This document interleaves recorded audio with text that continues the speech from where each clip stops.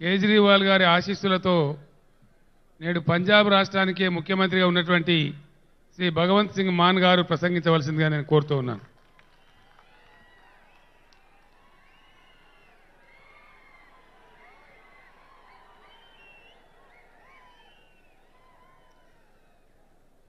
खमम की ऐतिहासिक और इनकलाबी धरती,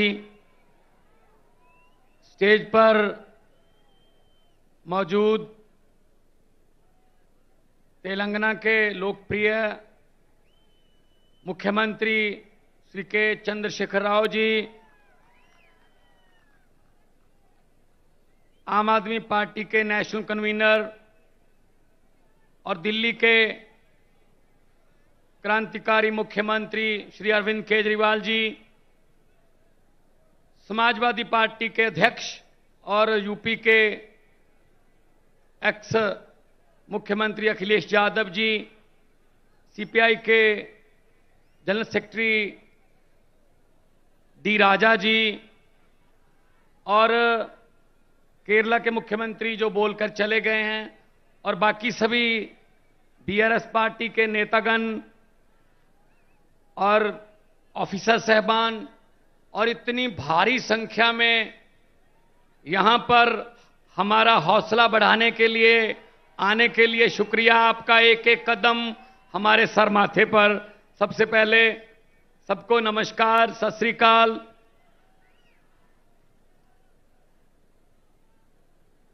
आज एक बड़ा अच्छा प्रोग्राम देखा जिसमें लोगों की आंखों का चेकअप होता है। बहुत बड़े लेवल पर चश्मे बांटे जा रहे हैं और बहुत ही प्रभावशाली प्रोग्राम था जो देखने को मिला, बहुत कुछ सीखने को भी मिला। लेकिन मैं तेलंगाना के मुख्यमंत्री जी को कहूंगा कि अगर इतनी भीड़ हो तो इसके लिए भी कुछ स्पेशल चश्मे बनाएं ताकि देख सकें हम भी।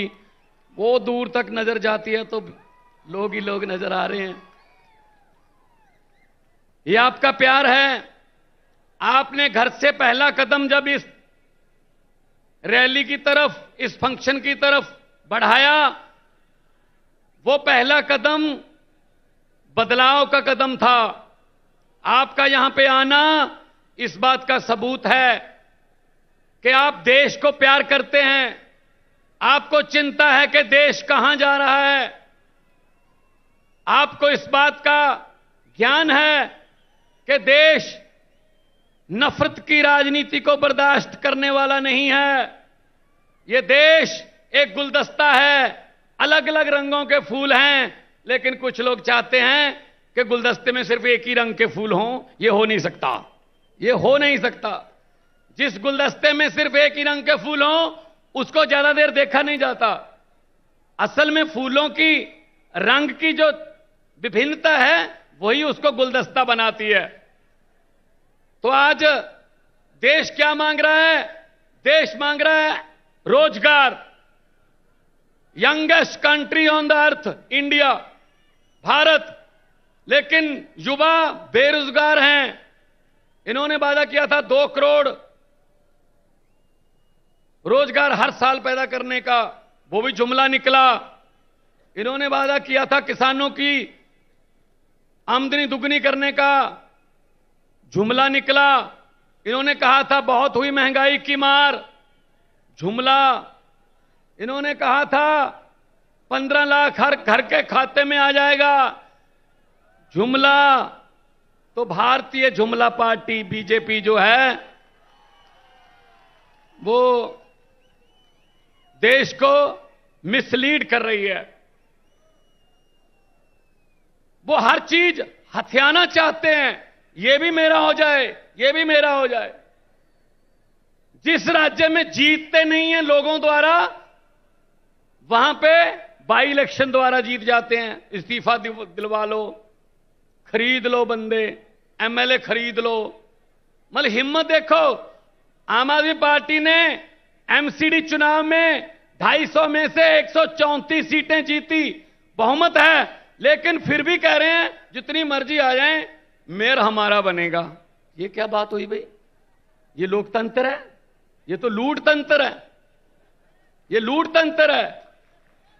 लेकिन इनको ये नहीं पता, इनको ये नहीं पता कि वक्त बहुत बड़ी चीज होता है। वक्त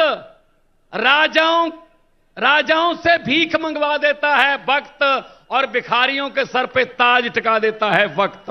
वक्त बहुत बड़ी चीज होता है।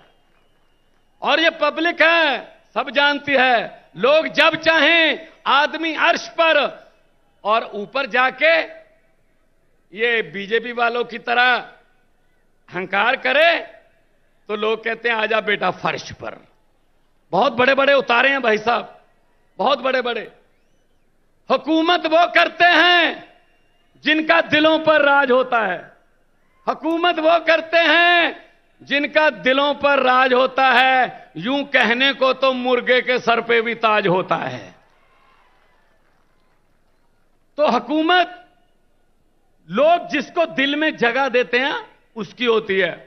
ये छीनी नहीं जा सकती, ये खरीदी नहीं जा सकती। लोगों का प्यार खरीदा नहीं जा सकता। लोगों के प्यार की किसी करेंसी में कोई कीमत नहीं है। अभी जब से मैंने होश संभाला है, हर 15 अगस्त को लाल किला से तत्कालीन प्रधानमंत्री भाषण देते हैं। मैं भी सुनता था। आज तक वही भाषण,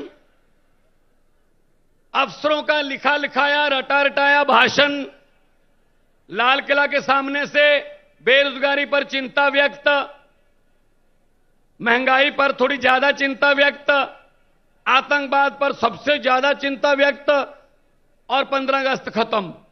मैं उनको कहना चाहता हूं, मेरे देश के वारिसों, अगर देश की 130 करोड़ जनता की किस्मत नहीं बदल सकते, कम से कम भाषण तो बदल लो। अब तो लाल किले के कबूतरों को भी भाषण याद हो गए होंगे। कुछ तो नया कर दो, नहीं करते।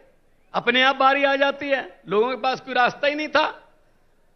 पंजाब में ऐसी चल रहा था, 5-5 साल की बारियां चल रही थी।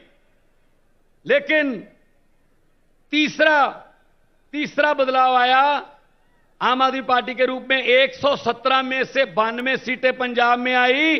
पहली बार 92 सीटें आई किसी पार्टी की। और बड़े बड़े जो अपने आप को कहते थे हमें कोई हरा ही नहीं सकता, पूरे का पूरा खानदान हरा दिया उनका भाई साहब। ये पब्लिक है। और इनका क्या काम है? इनका काम है लूटना। सब कुछ बेच दिया। जहाज बेच दिए, एयरपोर्ट बेच दिए, नदियां बेच दी, LIC बेच दी, रेलवे बेच दी। सिर्फ मीडिया खरीदा बस, बाकी सब कुछ बेचा है।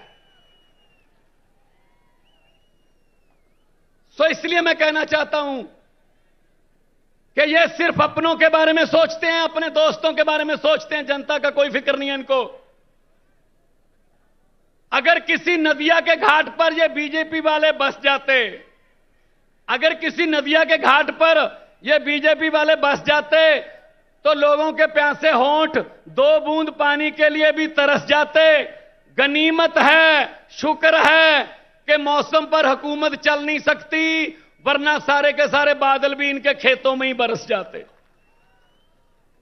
सब कुछ अपने लिए। ये राज्य भी दे दो। ये राज्यपालों से तंग। राज्यपालों को कहते हैं काम नहीं करने देना, स्कूल नहीं खोलने देने केजरीवाल को। केजरीवाल अगर चाहे कि मैं टीचरों को फिनलैंड जाके ट्रेनिंग दिलवा के दिल्ली के बच्चों के लिए लेटेस्ट शिक्षा का प्रबंध करूंगा, कहते नहीं जा सकते, यहीं रहो।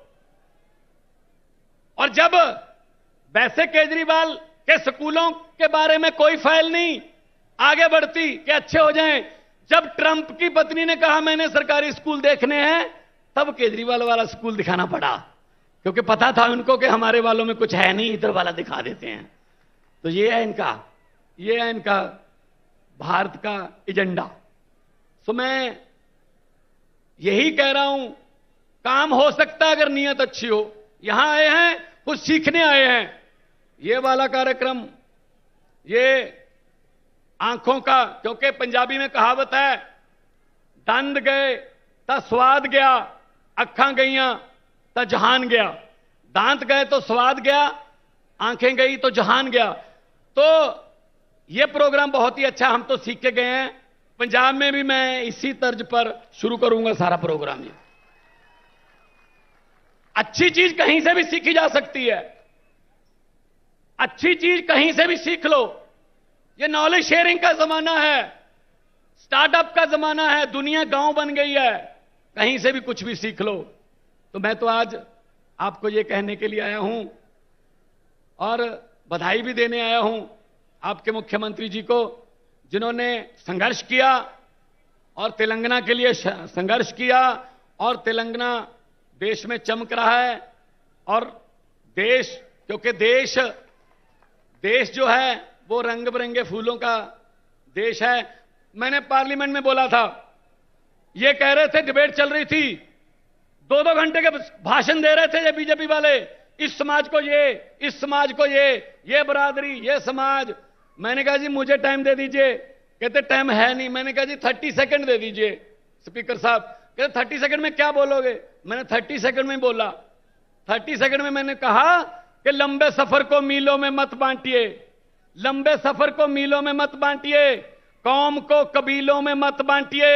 एक बहता दरिया है मेरा भारत देश, इसको नदियों और झीलों में मत बांटिए।